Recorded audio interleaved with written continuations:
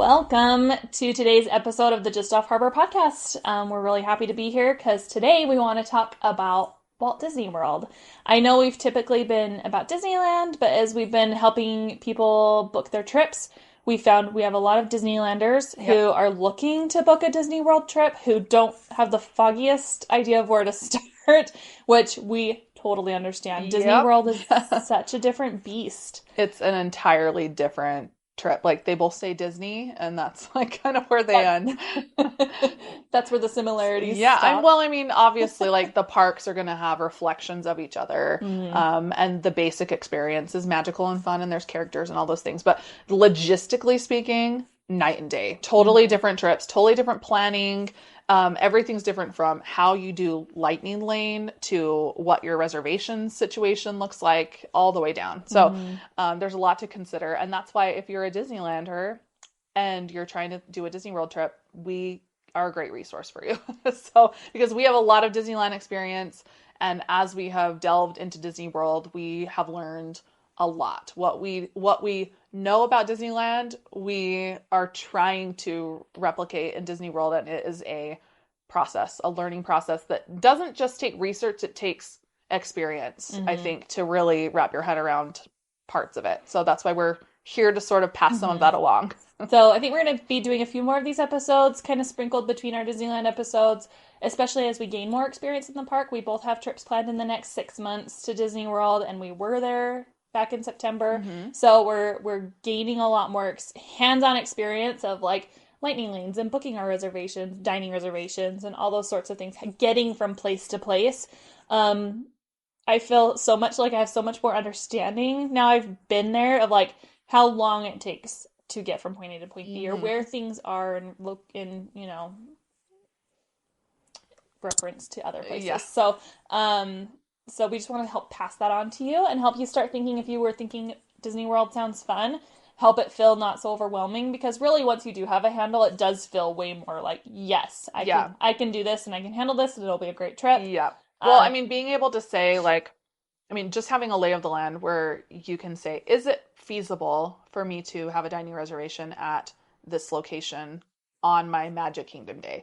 Having some sort of lay of what to expect can be a hard yes or a hard no. You can be like, there's no way we're going to do planes, trains, and automobiles to get to dinner because that's what it is. Or, be like, yeah, that's reasonable. That's at the resort just across the pond, And so that's something you learn as you get some Disney World experience. And if you have none, lean on our experience, because that, as travel agents and as people who help people book these trips continuously, we can give you really sound advice on a lot of that kind of thing. And as people who are always worried about logistics, that's always like we're the people that are like, how early are we arriving? And is there parking? And when do I, how long does it take me to get from the parking structure to the location? And we're very much those people. And so we have all of that information because we're those people.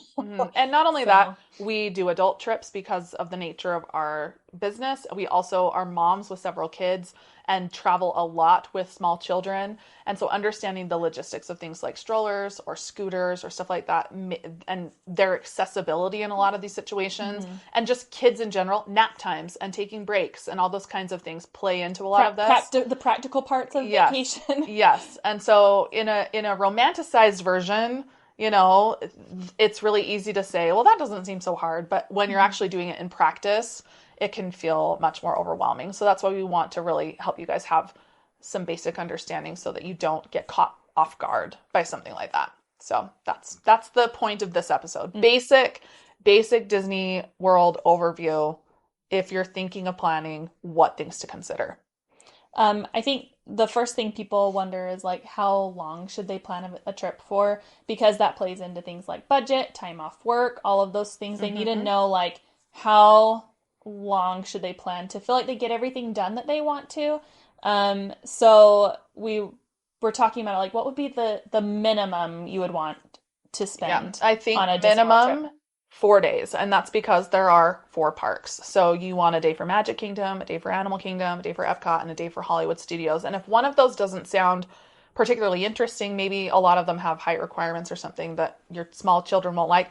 Maybe defer to 2 Magic Kingdom days in place of that. But generally speaking, 4 days feels like a really solid trip, where you get to not feel too rushed and experience all the highlights, whether that's in all 4 parks or a couple days in 2 parks or whatever. Well, and that's pretty minimum. And at Disney World, unlike Disneyland, you can book up to like a 10-day ticket at Disney World, where in Disneyland you can only have up to 5 days. So that's really the maximum you're gonna go. But in Disney World, once you start hitting 5, 6, 7 days, your entry is actually very minimal addition on your ticket, like $20-$30 a person. Yeah, I mean, the like, overall cost really at minimal. that point is your room. So if you can afford those additional room nights, and time off work and whatever, those additional park days are sort of immaterial once you get to that like 5 or 6 day Well, trip because like we for the said, most same part. with Disneyland.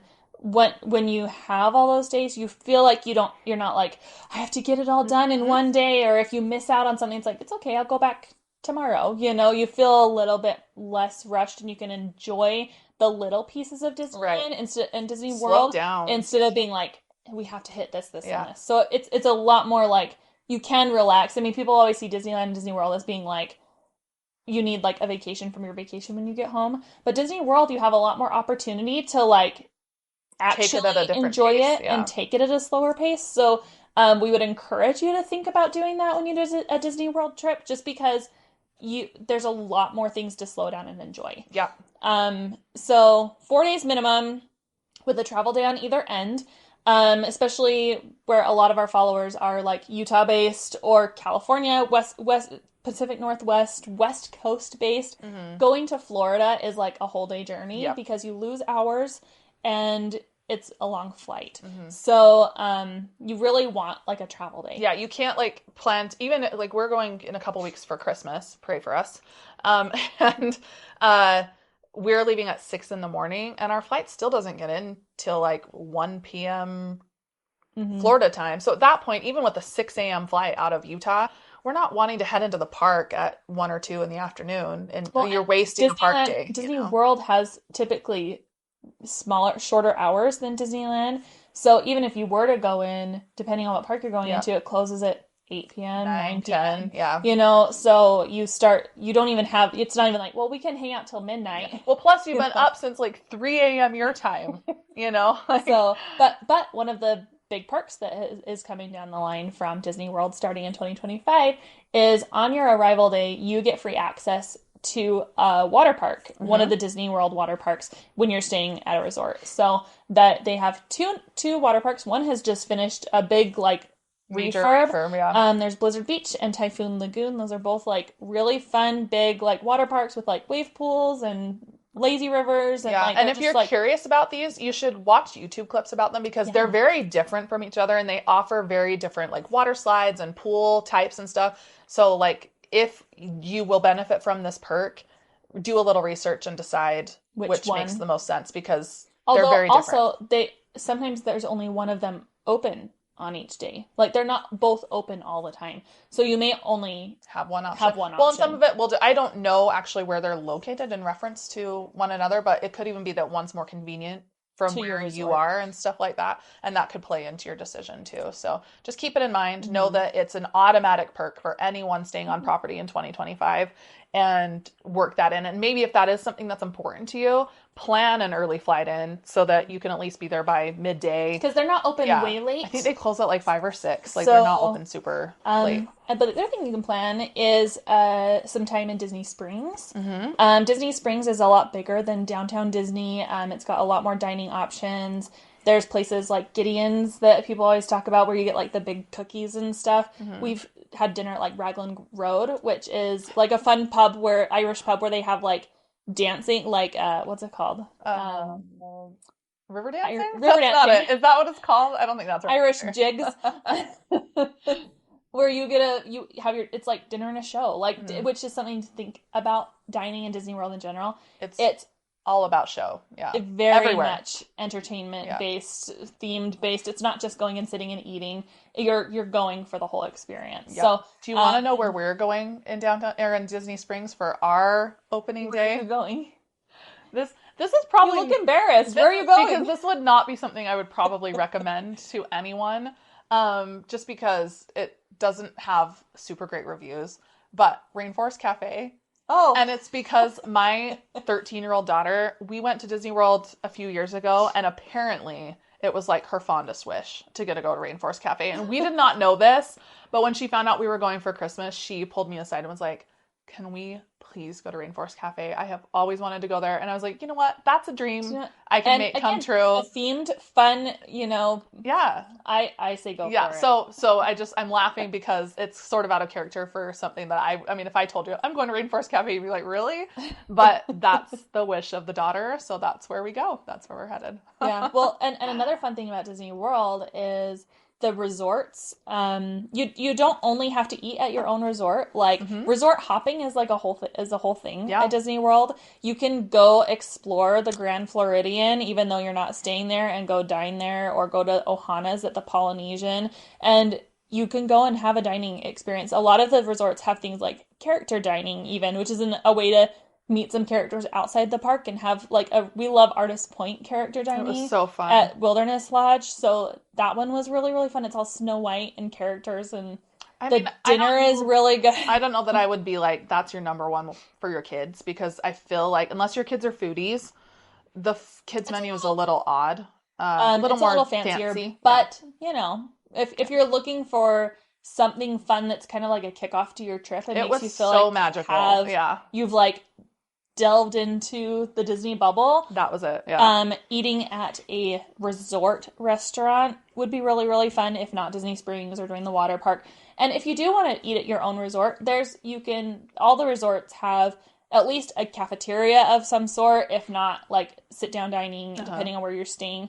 And just kind of starting to take in your resort, go to bed early. You could go to your own resort pool. Once you check in, you can go to the resort pool and stuff like that. And a lot of the resorts will have evening activities, whether it's movies under the stars, or s'mores, or storytelling with different cast members or characters even sometimes come and go. Once you're there, take advantage of what's happening. Ask what the schedule is for the night. They usually have a big sign as you walk in that's this is what's happening today. Or you can ask the desk. Well, and this is why you may be surprised that we're going straight into resorts here, because that's not our usual MO. When we talk about Disneyland, we're always resorts are sort of they're great. They're stay off property. They are a splurge. They are a extra thing that you definitely don't need. Well, in Disneyland, your hotel is your bed. Yeah. In Disney World, your hotel is part of your experience. Yeah. And not to mention, because at Disneyland, you've got, Disneyland proper, and then basically that whole row of Harbor Boulevard hotels that are super accessible. Because Disney World is owned, or because basically miles surrounding Disney World is owned by Disney, and there's what did we decide, 25 resorts or something like that. There's so many resorts encompassing all of that. If you're staying off property, you're starting to get to a situation where you're basically commuting to Disney World at that point. Miles, traffic, you're Ubering or you're parking a car, but it's a commitment, and you're additionally losing way more benefits from staying on property than you would be losing by staying on property at Disneyland. Disneyland, you're basically getting early entry and proximity. At Disney World, like Britton said, you're getting this whole bubble all of a sudden with all these additional options and entertainment and activities, and the pools are really cool, and the transportation is more accessible, and your dining is there, and there's so much more reason to choose a non-property situation for Disney World than Disneyland. Absolutely. I would always, like we said at Disneyland, stay off property, save yourself some money. On Disney For sure. World, there is a whole ranging price range as well for Disney World resorts. So there's 3 different types of resorts that you can have. There's value resorts, there's moderate resorts, and deluxe resorts. All of them are great. And what you're gaining with each is just amenities or proximity or maybe bigger rooms, things like that. But there's totally affordable options on property, where at Disneyland it basically feels like you go from $200 a night to more unaffordable $500 a night. For Disney World, it makes you can stay on property at a more reasonable rate that you would expect of paying for your hotel night. Yeah. So, starting off with the value resorts, the thing about the value resorts, most of them only have bus access, which transportation is always something that you have to consider at Disney World. You always have to get on some planes, trains, and automobiles to get anywhere. Yep.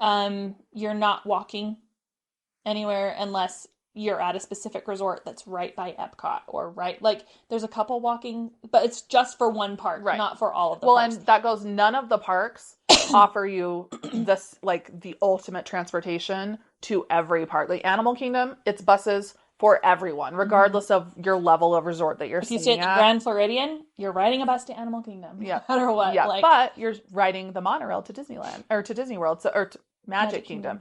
So, there's pros and cons for sure, but just keep that in mind as you're sort of going through these different resorts. Value is always going to be buses, other than Pop Century and Art of Animation, and they're sort of like definitely, I would say, the most popular and kind of hardest to get. The high end of the value resort. They're more expensive. Mostly because they are a little bit more, and they have that Skyliner access, and also Art of Animation has family suites, which this is something you'll find at Disney World as well. Most rooms only sleep 4 guests.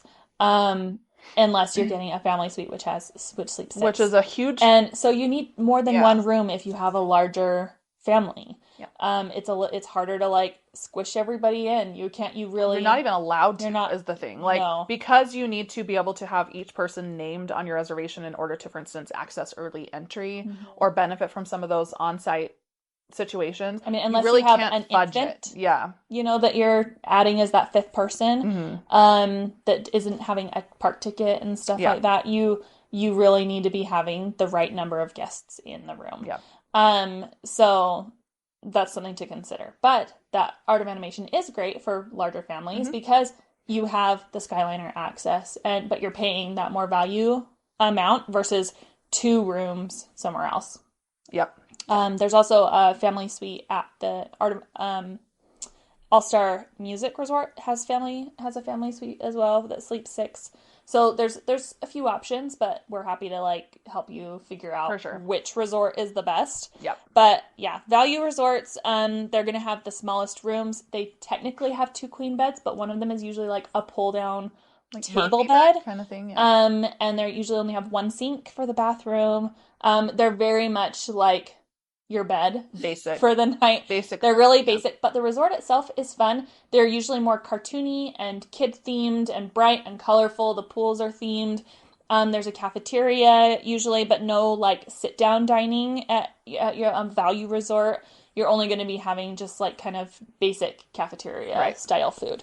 And then as you move up into the value resorts, or not value, the moderate resorts, you usually gain a few perks. Some of those things include, usually they have at least 1 dining location that's not a cafeteria. I mean, they all have a cafeteria, but then they usually additionally have more of like a sit-down dining situation. They have like on-site bars or lounges. You usually add the benefit of something like a little playground for the kids. The pools get a little bit more involved. Sometimes they have a little bit of a water slide situation. Like, for instance, Caribbean Beach is considered a moderate, but it has a slide.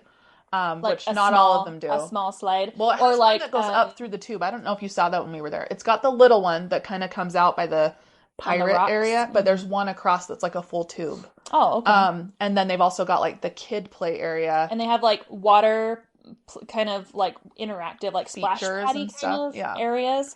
So you gain that in the moderates. And they also have 2 queen beds, not like table beds, like regular. And some of them actually have a pull down, like Port Orleans, for instance, has sort of like a pull down day bed that's sort of like, it's like a wall, like what twin you get, Murphy. like at the Grand Californian that has like the 2 beds plus the little like day bed situation. So that's where you could sleep like 5 people. They also sometimes have like playground equipment and things like that. I think they pretty much always have some version of that. And like she's saying, like the value resorts have like a poolside bar, but they don't have any like lounges or anything like that. Where once you get up to a moderate, they always have like an indoor like bar and like lounge. Yeah, well, I feel like in general you also add like a little bit more in the gift shops and a little bit more like everything just feels a little bit more amenity, like you have more amenities, Mm-hmm. whatever they are. You have hammocks and you have, some of them around and Uh-huh. whatever. They just get less basic as you Mm-hmm. go. Moving on to the deluxe resorts, this is where you're going to get like all the amenities. You're Hmm. going to have your, larger rooms, two sinks in your bathrooms, and things, which also at the moderates you typically have. Most of them have two sinks versus one. But deluxe, you can expect more like just high end everything, Hmm. larger rooms, more space, Typically filling. like better views, Uh sometimes huh. more balcony options, things Well, like and a that, lot which of I them thought was are nice. located like closer to the resort to the parks themselves, Hmm. so you'll have like a little bit of park view at some, whether you wander around your resort or if you have a park view room. Uh-huh. um they have like your typical like thing, everything that we've said is that's involved at the moderate and the value resorts, plus they usually have like multiple sit down dining Hmm. places. Some of them have character dining options. They also all have water slides, Hmm. which is something that we had talked about. And The usually additional water like features, like little kid water play areas and stuff. mm-hmm. So oftentimes the deluxe ones also add things like sandy areas for the kids to Oh yeah. play, and things like that. So it gets more And they also have like complicated. more like the family pool, and they also have like quiet pool areas, which I Hmm. get the moderates do as well, have some more like a quiet pool that's separate from like the kids area. And So sometimes that's um because of even proximity. Like for instance, Caribbean Beach is a sprawling it's um huge. resort.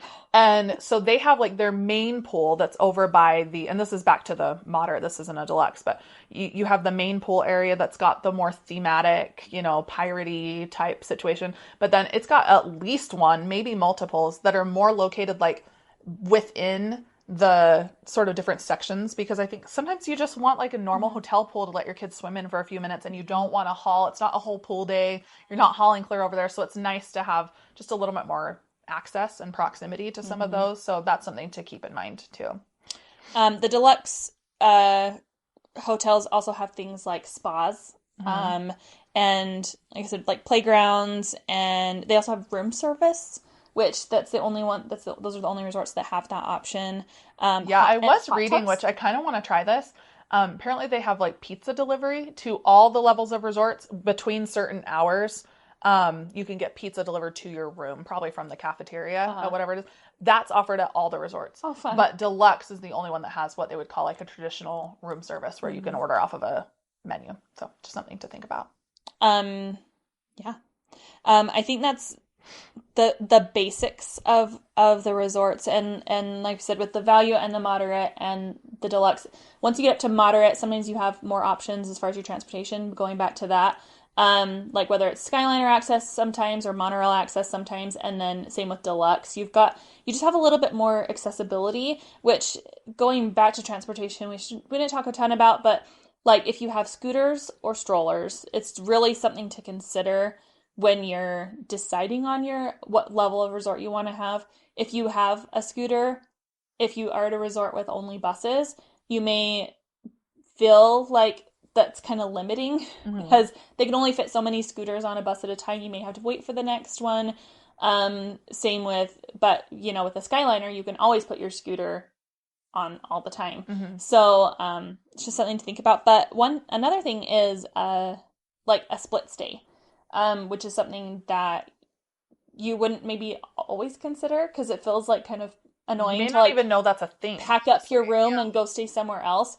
But if you really want to experience a deluxe resort, but are like, I really can't afford a deluxe resort for my entire For a stay, week. Yeah. um, but you want to go experience that while you're staying at Magic Kingdom on the monorail line or whatever, maybe go spend a couple days at the Polynesian and ride the monorail around and for your Magic Kingdom days, and then move over to All Stars and ride the buses where it's bus access no matter what, to Animal Kingdom and Hmm. to you use save your budget a little bit that way. One thing that's nice about split stays is you just like take all your luggage down to bell service and they will move them to the next resort for you. Yep. So it's pretty easy to do that sort of a thing, and we're happy to like help you figure out like, well, let's do Polynesian for these couple days where you're at Magic Kingdom, but then let's move you, and we can help save you some money that way. Yep. I mean, it's for sure something to consider. It does require packing everything up and unpacking again. And maybe if you're there with a bunch of kids or something, that just feels like not the time. But if you're on like a little romantic getaway or a friend's trip or something where you're kind of more in control of your own little bubble of stuff, it doesn't feel as overwhelming. I mean, and there's a lot of ways, like we often do like split packing. If we're staying multiple places on our trip, we'll like put everything for this portion of the trip in these suitcases and fully just like roll them under the bed and not touch them until we move to the next place. Yeah. So there's ways to do it to make it convenient Feel not for so bad. Yeah, whatever sure. group you're with. I think that's most of the basics of like trying to decide about your Walt Disney World trip. Yeah, I mean, I think we're trying to keep these kind of bite-sized for you. We don't want to like wax on and on because Disney World has so many tiny categories of things that we need to go over. I think we're going to try to feed it to you that way. We're going to be talking about other aspects, so just stay tuned. But this is just to get your feet wet and give you a little bit of an idea of if this has been kind of swirling around in your head as something that you're maybe thinking about, that it can give you some sort of things to think about. And that if you do have questions about anything that we've said, or you're wondering about how much any of this costs, or what time of year is good to go, or any of those other pieces, please reach out. We always have our quote request form linked in the bottom of our podcast episodes. You can fill that out. It's free for you to use that. We don't charge anything to you to use any of our services. We are paid by Disney. When we book trips, we earn commission directly from Disney, and that it does not cost you more. So take advantage of that. Take advantage of people that maybe have a little more information and experience than you do, and that we can maybe put you in the right direction. And we're really careful to take your family's particular dynamics into consideration and do our best to meet those needs. So that's something that we really focus on and work hard on. So take advantage and do that, and watch for future episodes.